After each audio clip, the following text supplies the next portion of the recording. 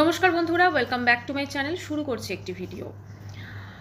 আমাদের চারপাশে যখন কোনো ঘটনা ঘটে, সেই জিনিসটা আমাদের মনে গভীরভাবে একটা বলা যেতে পারে একটা ছাপ ছেড়ে যায়। এবং এখনকার সোশ্যাল মিডিয়ার যুগে বিভিন্ন মিডিয়া সেই খবরগুলিকে কভার করে এবং আমাদের কাছে পৌঁছয় খবরগুলি, ঠিক আছে। তো সেই সূত্র ধরেই আমরা দেখেছি যখন রিঙ্কু পুত্রের অকাল প্রয়াণ হলো, তো সেখানে সেই খবরগুলো সমস্ত এখন সোশ্যাল মিডিয়া বলুন, তারপরে এই আমাদের ওয়াইটি বলুন, ফেসবুক বলুন, সব জায়গাতে খবরগুলো ভীষণভাবে প্রচারিত হতে থাকে।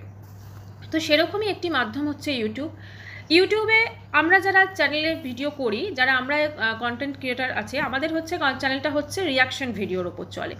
আমরা যখন ইউটিউবে কিছু দেখছি, ইউটিউবের যারা বড় ব্লগার তাদের যখন কিছু দেখি বা তাদের কোনোটা খারাপ দেখলাম বা কিছু একটা তাদের কন্ট্রোভার্সিয়াল কোনো টপিক, সেটা নিয়ে যেমন আমরা ভিডিও করি, ঠিক তেমনই আমাদের সমাজে চারপাশে যদি এমন কোনো কিছু ঘটে থাকে যেটা আমাদের সকলের মনে গভীরভাবে মানে একটা বলা যেতে পারে, যেরকম আগেই বললাম, ছাপ ছড়ে যাবে, আমরা সেই জিনিসটা নিয়ে হয়তো আলোচনা করছি বা কিছু, তো সেই হিসেবে সেই ভিডিও করার রাইট কিন্তু আমাদের আছে, ঠিক আছে। কারণ এটাও কিন্তু একটা মিডিয়া। এখানে অনেকে অ্যাকচুয়ালি কমেন্টস করছেন যে বেশিরভাগই তো এটাকে মানে ভিডিও তারা দেখছেন, অনেক সুন্দর কমেন্টসও আসছে, অনেক কিছু। আবার অনেকে এটাও কমেন্টস করছেন যে কেন ভিডিও করছি এই টপিকটা নিয়ে। হ্যাঁ, তো আমাদের অ্যাকচুয়ালি এটা যেহেতু চ্যানেলটা এটা কোনো ব্লগিং চ্যানেল নয় বা কুকিং চ্যানেল নয়, তো এখানে কিন্তু আমরা এই রিলেটেডই ভিডিও করে থাকি টপিক নিয়ে। এবার আপনার যদি দেখতে অসুবিধা হয়, তো সেক্ষেত্রে আপনি অন্য আরও অনেক চ্যানেল আছে, বিভিন্ন ভ্যারিয়েশন আছে ওয়াইটিতে, আপনি সেখানে গিয়ে আরামসে সার্চ করলে আপনি আপনার মনোমতো চ্যানেল কিন্তু পেয়ে যাবেন, আপনি সেগুলো ভিজিট করতে পারেন, তাহলে আপনার কোনো অসুবিধা হবে না, এটাই হচ্ছে মেন কথা। আর অবশ্যই আপনার দেখার ইচ্ছা থাকে, নাহলে এরকম ধরনের ভিডিও আসছে আর আপনি সেটাতে ক্লিক করছেন, দেখছেন পুরো, তারপরে গিয়ে কমেন্টস করছেন, কারণ আমাদের কাছে কিন্তু পুরো অ্যানালিসিসটা আসে যে আপনি কতক্ষণ ভিডিও দেখেছেন না দেখেছেন সমস্ত কিছু। তো এখন কথা হচ্ছে যে এই যে হঠাৎ করে এর আগের দিন জাস্ট আমি যে ভিডিওটি করেছি, সেখানে আমি রিঙ্কু দেবীকে একজন সিঙ্গেল মাদার হিসেবে আমি তাকে, যেটা তার মানে তাকে সম্মান জানানো, এবং আমি বলেছি যে এটা যথেষ্ট স্ট্রাগল এবং কেউ সংসার ছেড়ে তো আসতে চায় না, ডেফিনেটলি সেখানে কোনো রিজন ছিল, কিন্তু এখন সম্পূর্ণ জিনিসটা অন্য হয়ে গেছে। তো অনেকে বলছে যে কেন রিঙ্কু দেবীকে আমি সাপোর্ট করছি বা কিছু। দেখুন, আমার কথা হচ্ছে আজকে এই যে টোটাল ঘটনাটা ঘটেছে, সেটা কিন্তু একান্তই একটা অ্যাক্সিডেন্ট, সেটা কিন্তু আমাদের সকলকে মানতে হবে। রিঙ্কু দেবী তার ছেলের জন্য জীবনের বেশিরভাগ সময়টা কিন্তু অতিবাহিত করেছেন। হ্যাঁ, তার পরবর্তী কালে গিয়ে তার মনে হয়েছে যে তার একজন জীবনসঙ্গী প্রয়োজন, সেই জন্য তিনি এই বয়সে এসেও একজন ভালো মানুষকে তিনি নির্বাচন করেছেন, তার কথা অনুযায়ী আমি বলছি, এবং তার জন্য সুইটেবল তিনি মনে করেছেন এবং তিনি বিবাহ করেছেন। কিন্তু যখন এই জিনিসগুলো আমরা জানতে পারছি যে ওনার ছেলের একটি নার্ভের সমস্যা ছিল, পরবর্তীকালে এটাও শোনা যাচ্ছে যে যেটা ওনাদেরই কেউ দাবি করেছেন যে ও নাকি বিভিন্ন অন্য নেশার সঙ্গে জড়িত ছিল। তো এই সংক্রান্ত যখন সমস্যা ছেলেটির মধ্যে ছিল, তখন ছেলেটি তো নিশ্চয়ই লাইফে মানে হয়তো পড়াশোনার দিক থেকে, জবের দিক থেকে সে হয়তো সেটেল হয়ে গেছিলো, কিন্তু তার লাইফে এই যে বান্ধবীটির কথা বলা হচ্ছে, ছেলের বান্ধবী, তো তাকে তো সত্যি কথা আমরা কেউ সেভাবে দেখিনি। হ্যাঁ, যখন সেই শেষ যাত্রার ভিডিওতে তাকে দেখা গেছে গোলাপি আই থিঙ্ক টি শার্ট পরা একজন মেয়ে, এবং সে ভীষণভাবে কাঁদছিল, এবং সেখানে সে বলছিল যে তুমি আমাকে ছেড়ে চলে গেলে আমি কি করে থাকবো, যেটা খুব ন্যাচারাল কিছু বিষয় বেরিয়ে আসে সেই সময়টা, তো সেটা, এবং তার গলাটা কিন্তু ভীষণ শোনা যাচ্ছিল, সেখানে সবাই চুপচাপ ছিলেন কিন্তু সেই সময় শোনা যাচ্ছিল।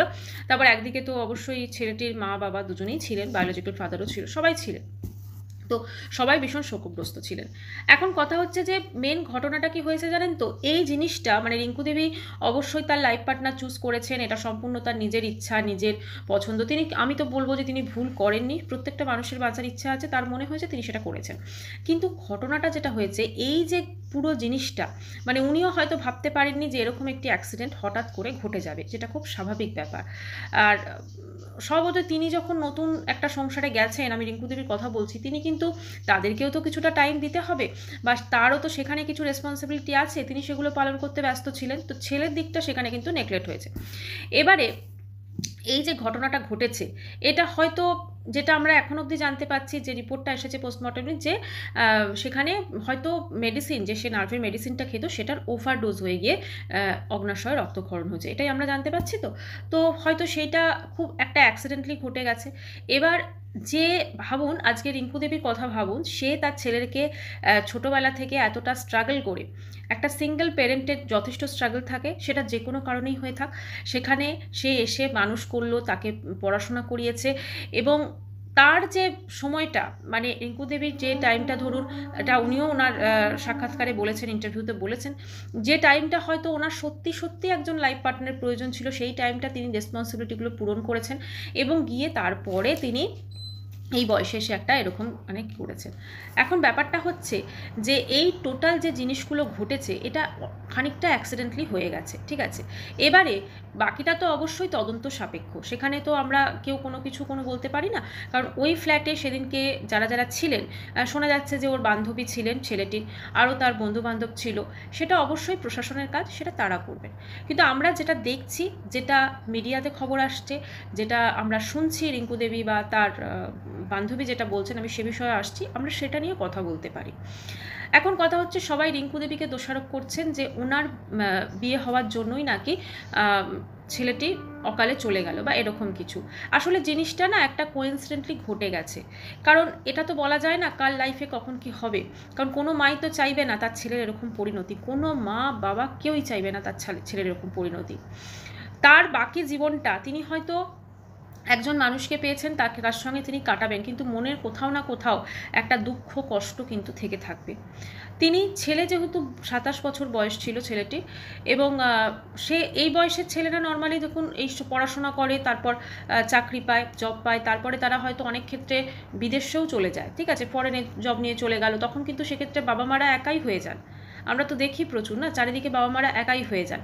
তো রিঙ্কু দেবীও সেরকমই কিছু ভেবেছিলেন, এবং রিঙ্কু দেবী বারবার করে তার সাক্ষাৎকারে কিন্তু বলেছেন যে ছেলেও কবছর পর বিয়ে করবে, তখন আমি একা হয়ে যাব। কিন্তু আমার একটাই বক্তব্য, যে আমিও বলেছি সেটা, যে ছেলেটিকে লাইফে সেটেল করে যখন এরকম কিছু কন্ডিশন ছিল, তবে আমার যেটা ধারণা, যেটা মনে হচ্ছে, ছেলেটির বান্ধবীর সঙ্গে, মানে ছেলেটির যে বান্ধবী, তাকে বারবার করে রিঙ্কু দেবীর কথা অনুযায়ী এবং ওনার বান্ধবীর কথা অনুযায়ী, মানে রিঙ্কু দেবীর ফ্রেন্ডের কথা অনুযায়ী আর কি, বারবার করে মেয়েটিকে নাকি বলা হয়েছে বিয়ের কথা, কিন্তু মেয়েটি রাজি হয়নি। আমি একটাই মানে অবজেকশন জানাবো এটাতে, সেটা হচ্ছে যে মেয়ে, দেখুন লিভিং আজকাল সবাই করছে, কিছু বলার নেই, এখন প্রাপ্তবয়স্ক ছেলে মেয়ে দুটি লিভিং করছে, কিন্তু অ্যাটলিস্ট রিঙ্কু দেবীর আমার মনে হয় এই ব্যাপারটা একটু ভাবা উচিত ছিল। যখন মেয়েটি তার জন্য, ছেলের জন্য ঠিক নয়, তো সেক্ষেত্রে মানে কি বলবো, এখন ছেলে হয়তো সেই মেয়েটিকে প্রচণ্ডভাবে ভালোবাসতো, এটাও হতে পারে, বা তাদের মধ্যে কি মানে কেমিস্ট্রি ছিল সেটা আমরা কেউ জানি না।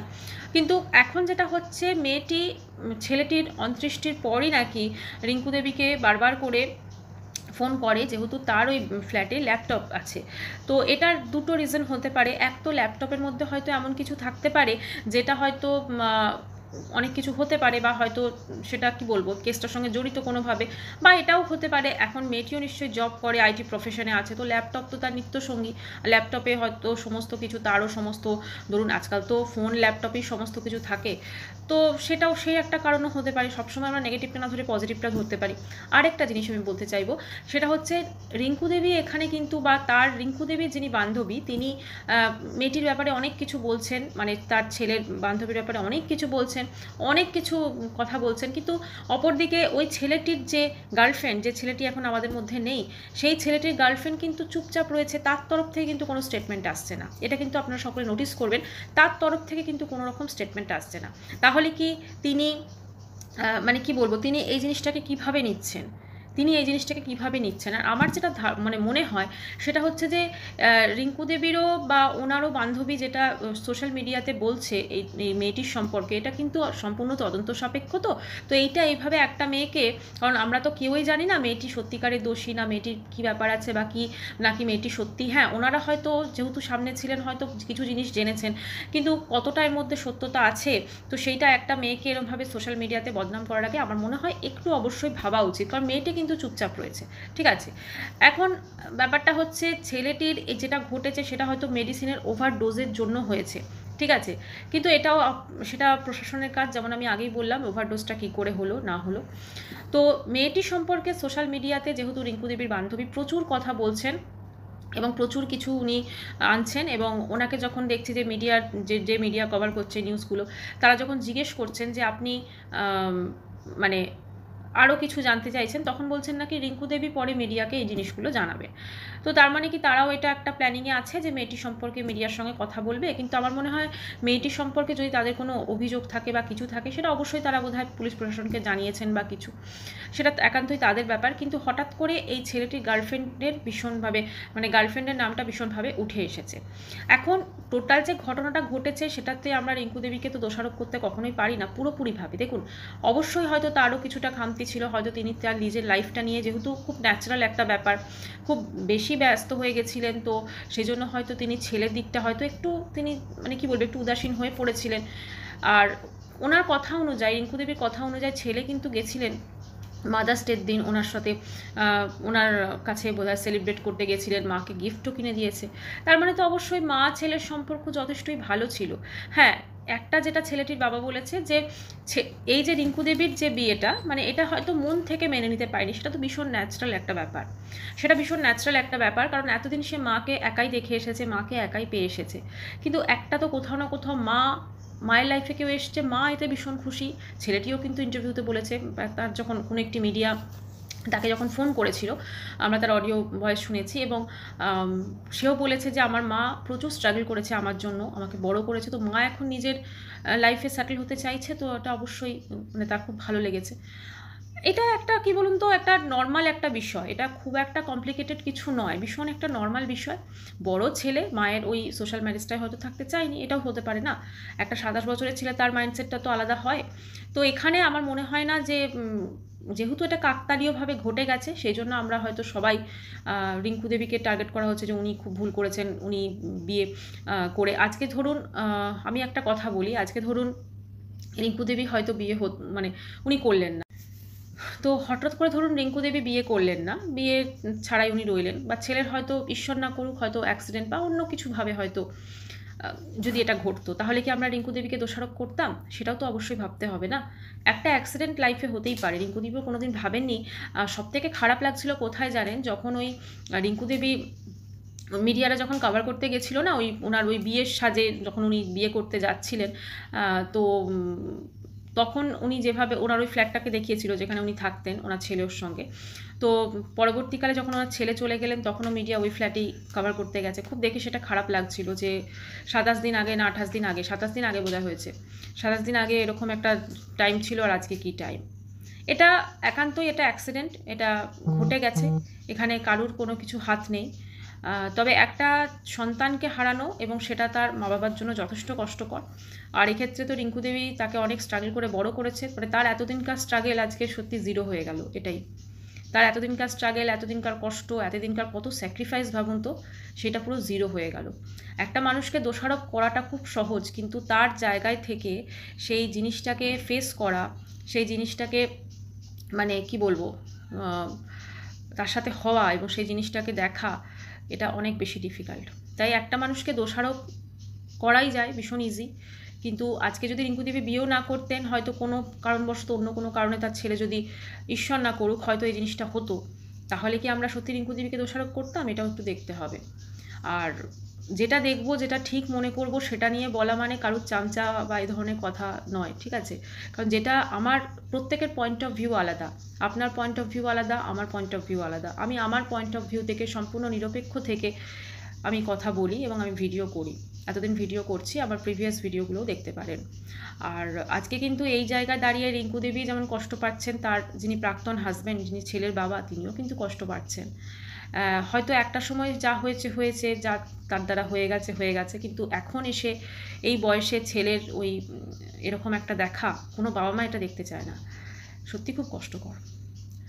যাই হোক, ঈশ্বরের কাছে প্রার্থনা করি যেন এই গভীর দুঃখ শোক এগুলো থেকে যেন তারা বেরোতে পারেন। সন্তান হারানোর যন্ত্রণা সত্যি, এটা হয়তো কিছু বলার নেই। আর সবাই ভালো থাকবেন, আর পজিটিভভাবে ভাবতে চেষ্টা করাটা বোধহয় বেটার। নেগেটিভ তো আমরা মানে খুঁজলেই পেয়ে যাব নেগেটিভিটি, কিন্তু পজিটিভভাবে পজিটিভ ভাবনার সাথে যদি আমরা থাকি তাহলে মনে হয় না কোনো অসুবিধা আছে।